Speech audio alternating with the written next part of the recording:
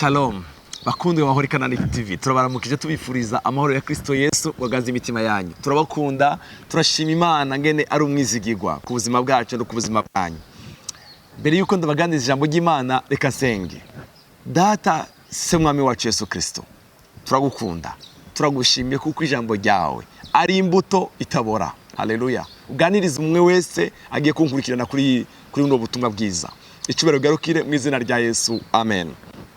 Bakundwa, tugiye kurangiza umwaka wa 2024 tubana n'ijambo ry'Imana, dusangira ijambo ry'Imana. Imana yabaye umwizigirwa kubana natwe umwaka wose, amezi 10 yagiye kurangira. Turayishimiye kubitangaza byiza yadukoreye.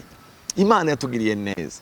Urashobora kuba utarabonye bya bindi wasengeye, urashobora kutarabonye bya bindi wasabye, ariko ari byo yaguhaye utayisabye, ibyo navyo byibuke. Ivyo yaguhaye utayisabye. Reka ndaguha akararo kamwe kico yaguhaye utayisabye. Hari abantu benshi mu buzima tutibuka kubwira Imana ngo Mana ndagushimye ku mpemu wambaye zo guhumeka. Izi mpemu zimvuyemo ubuzima bwanje burahagarara. Izo yarazimpaye kubw'ubuntu bwayo. Amaraso yanje yaratembereye neza. Ndashima Imana, ndashima Imana. Ndafite impamvu yo gushima umukiza wanje. Yangiriye neza. Izina ryiwe nirihabwe icubahiro.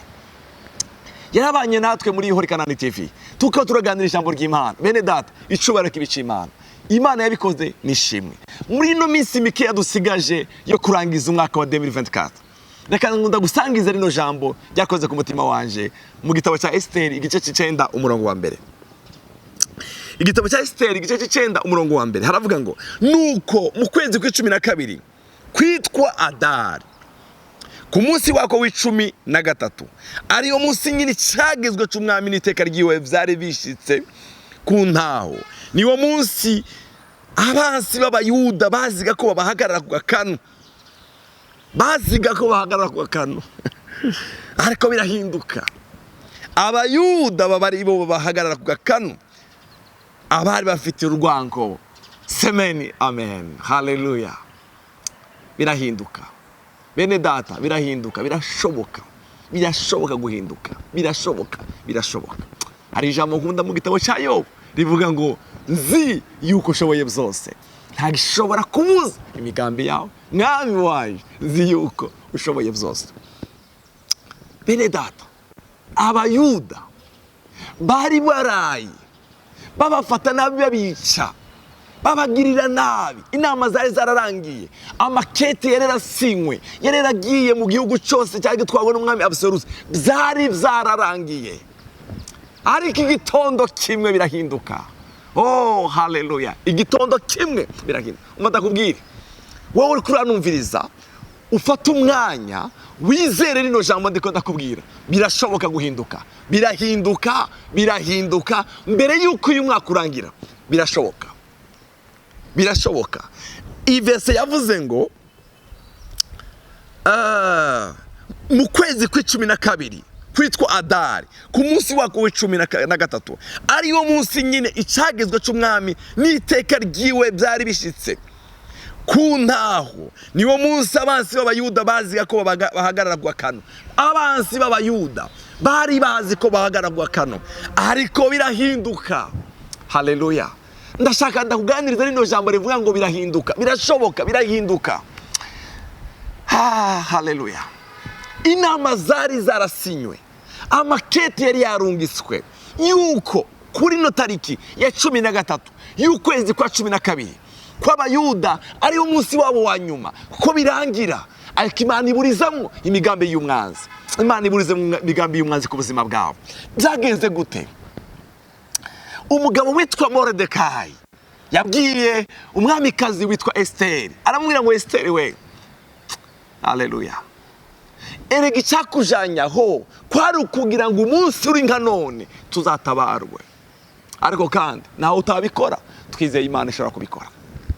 Agishikiriza Esther ayo majambo, aramubwira Moridekayi, Esther abwira Moridekayi, maze ukwezi kose ntarenguka imbere y'umwami, kandi ntibyemewe yuko uje imbere y'umwami ataguhamagaye.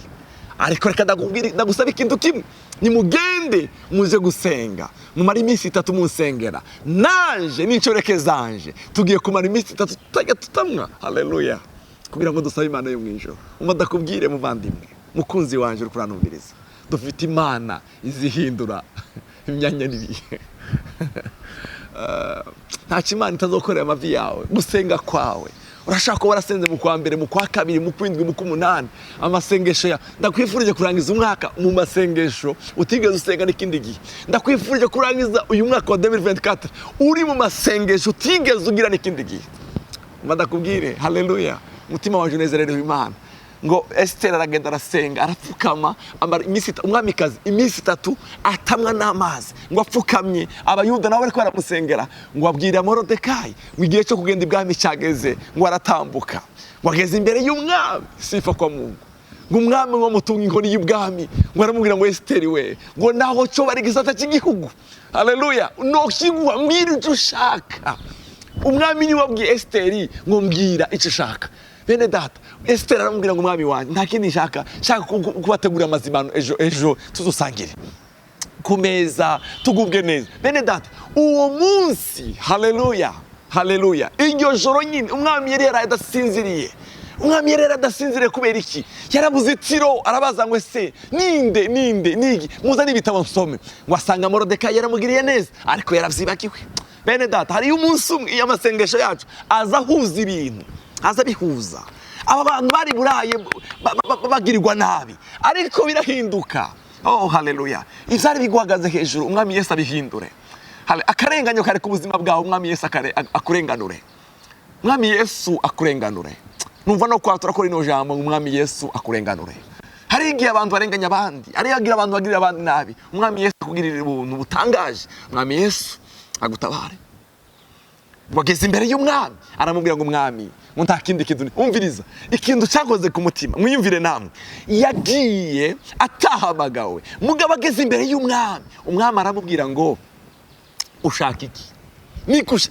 shoba n'igisate cy'igihugu ndakiguha haleluya ndakiguha mwami na Esther kazi ndaguheza umwami aramubwira ngo ntacyo reka zoba zimanesho ejo harabaye arabatekeye ahamagaye na Hamani naho Hamani yaje ngo yari yaje no gusaba ko bisha Morodekayi birahinduka umva ndakubwire ndakugendera inama yo no kwezi kwa 12 umwami Yesu aguhindurira ibihe maze mu amezi 11 umaze mu imyaka 5 mu imyaka 8 umwami Yesu aguhindurira ibihe twizeye Imana izihindura ibihe haleluya zarahinduye ku bayuda zarahindutse birashoboka nawe ko bishobora guhinduka birashoboka mu buzima bwawe Imana irabishoboye nta kinanira umwami wacu Imana ikuremera ishimwe muri kuno kwezi kwa 12 reka nkwatura kuri no jambo ryo muri Nehemiya igitabo cya Nehemiya igice cya 12 umurongo wa 46 kangusomera uyu murongo haleluya